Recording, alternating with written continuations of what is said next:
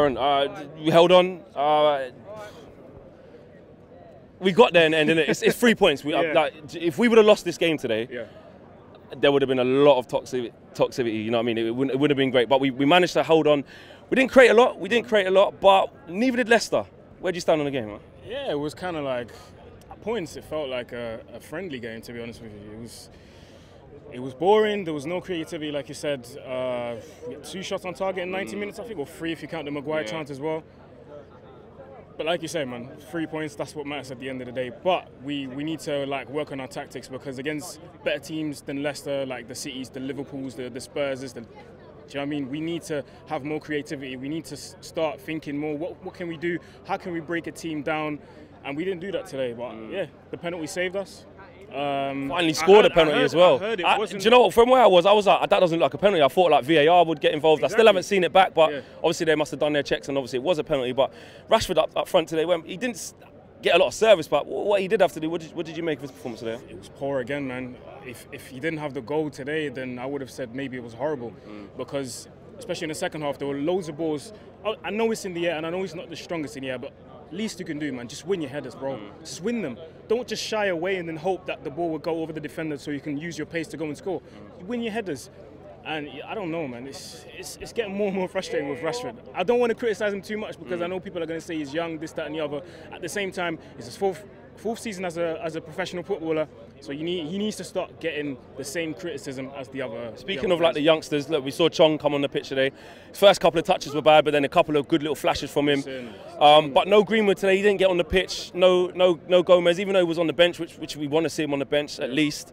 But he didn't get off the bench today. Was that because of how the game was panning out that Ollie didn't go with Greenwood? He didn't bring in Gomez.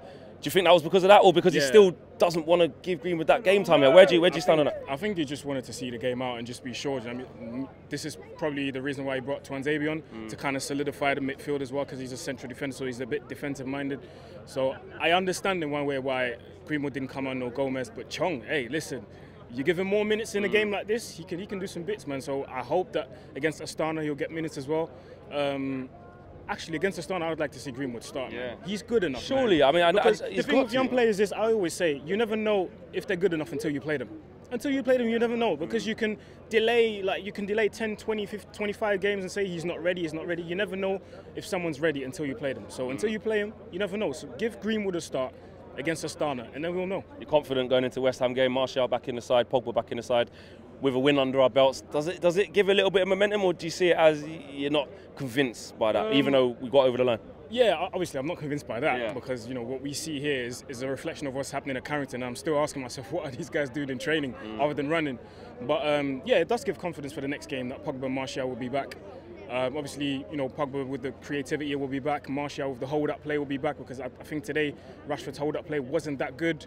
The decision-making at times, it was good, but then at times it was bad. So yeah, confident that Martial and Pogba will be back, and it'll be better than today. Man of the match today? Scott McTominay, he was really good today. I thought is the way he passed, the way he moved the ball and everything. He lost it at times, but it was very neat. It was very simple. Didn't try too much, just like we know him. So good performance from him. Awesome, bro.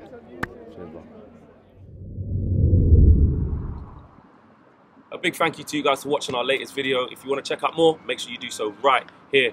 Keep checking us out, the biggest Manchester United fan channel in the world, over 500k subscribers deep. Make sure you're following us across all the socials, Twitter, Facebook and Instagram. All along here, you guys know what to do. And most importantly, make sure you're subscribed. Peace.